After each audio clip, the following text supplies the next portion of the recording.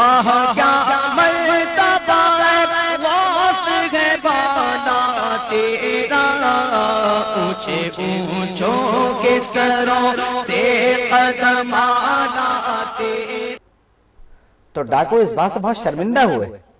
اور انہوں نے وہیں پر توبہ کی۔ تو بات یہ ہے کہ نبی کریم صلی اللہ تعالی علیہ وسلم کا نسب مبارک دیکھیے فائدہ دیتا ہے، اور ان کے گھرانے کا ہر بچہ ہوتے ہوئے تبلیغ کرتا ہے۔ یعنی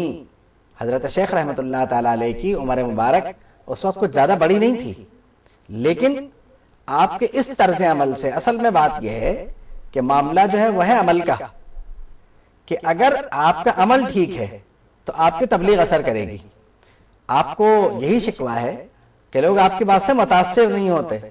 بات یہ ہے کہ لوگ فصاحت و بلاغت سے متاثر نہیں ہوتے، نہ ہی لوگ آپ کے علم سے متاثر ہوتے، سب سے پہلے لوگ آپ کا عمل دیکھتے ہیں۔ اب اگر یہ بچہ شروع میں یہ کہنا شروع کر دیتا اور علمی اعتبار سے انہیں تبلیغ کرتا تو یقیناً ان کے سمجھ میں یہ بات نہیں آتی،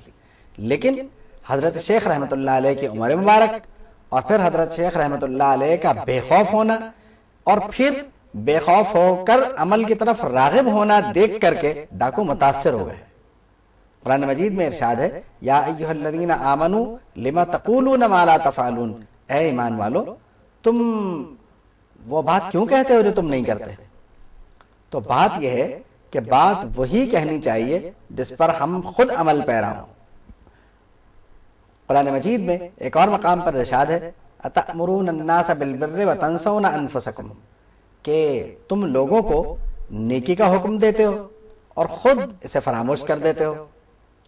تو بات یہ ہے کہ ہم نے اپنے لیے عمل کا کوئی اور معیار رکھا ہوا ہے، دوسروں کے لیے عمل کا کوئی اور معیار رکھا ہوا ہے، تو یہ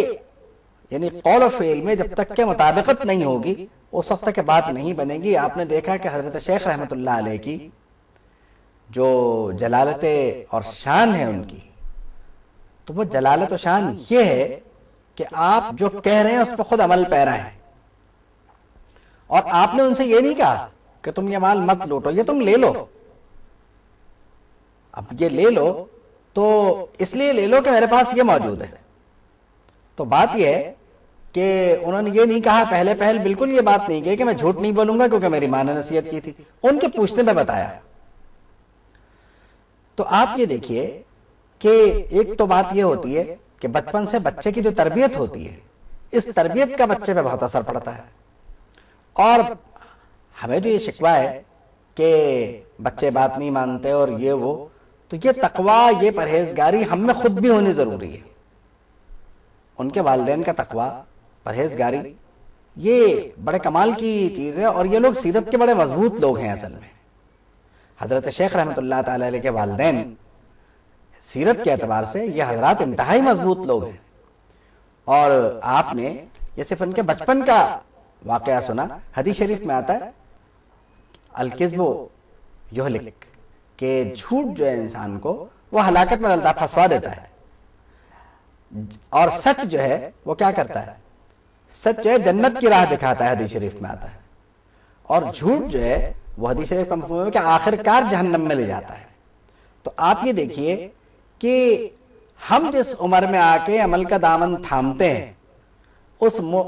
عمر میں تو ہم شاید ماضی کے گناہوں کے توبہ ہی کر پاتے ہیں، اور وہ بھی نصیب ہو جائے تو الحمدللہ۔ لیکن اگر کوئی اپنے بچپن ہی سے اور اپنی جوانی میں عمل کرنا شروع کر دے تو سبحان اللہ اس کی کیا بات ہے، اس لیے کہ جس کا کوئی گناہ ہی نہیں ہے اس کے لیے تو ترقی درجات کی بات ہے۔ اور پھر شیخ رحمۃ اللہ تعالی علیہ کی تو بات ہی کیا ہے، بات یہ ہے کہ وہ تو پیدائشی ولی ہیں، کیونکہ شریعت پر انتہا درجے کا عمل تھا آپ کا،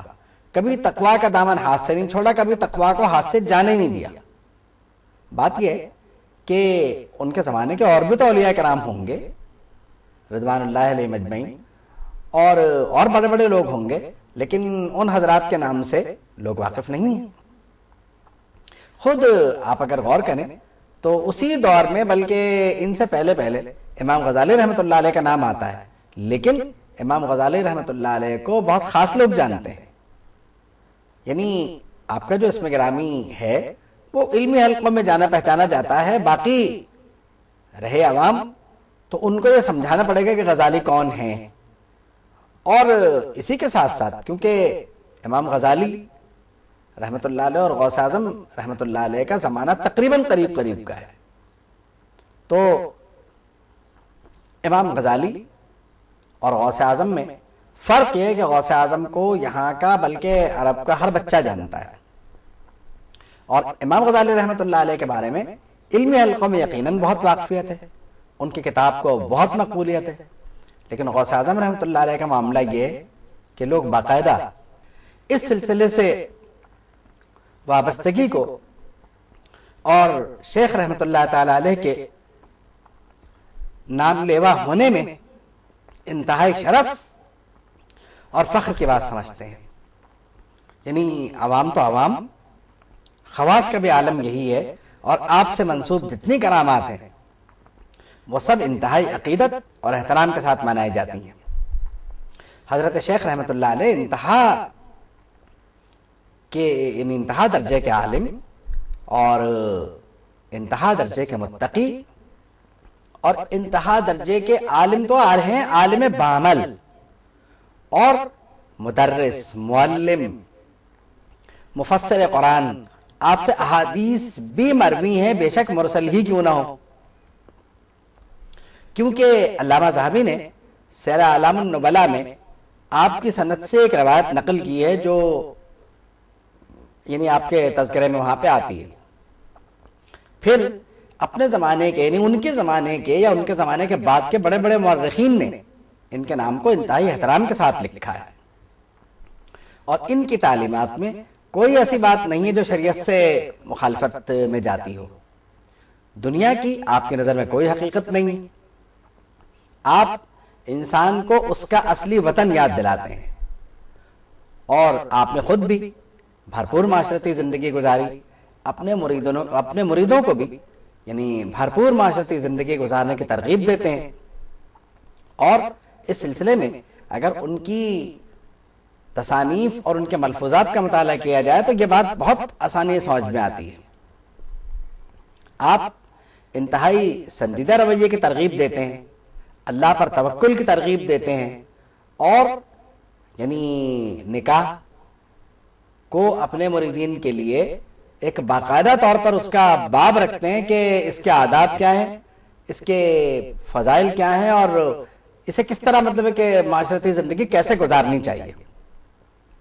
تو ان کی جو ان سے منسوب جو تصانیف ہیں، آپ ان میں جا کے اگر مطالعہ کریں تو آپ کو ان کی تعلیمات بہت اچھی طرح سے ملیں گی۔ تو بات یہ ہے کہ انہوں نے اپنے زمانے میں سب سے بڑی بات یہ ہے کہ سوائے اللہ کے کسی اور کا خوف کبھی دل میں رکھا ہی نہیں۔ اب جس کے دل میں اللہ کا خوف ہو جائے تو یہ خوف اتنی آسانی سے نہیں ہوتا، جو اللہ کا ہو جائے اس کے دل میں اللہ کا خوف جو ہے وہ جیسے کہنا چاہیے کہ جڑ پکڑتا ہے، اور جو غافل رہے اس کی کیا بات ہے، اس کا تو پھر اسے تو اپنے لیے توبہ کرنی چاہیے۔ تو یہ ایسے خوف خدا رکھنے والے تھے کہ انہوں نے لاکھوں غافلین کے دل جو ہے وہ اللہ کی طرف راغب کر دیے، اور آج بھی یعنی ان کے سلسلے سے منسوب ہونے کو عوام و خواص دونوں اپنے لیے فخر کا باعث سمجھتے ہیں۔ تو حضرت شیخ رحمۃ اللہ علیہ کی جو تعلیمات ہیں یہ واقعی نظر میں رکھنے کی ہیں۔ آپ انتہائی کمال کے درجے کے شاعر بھی تھے،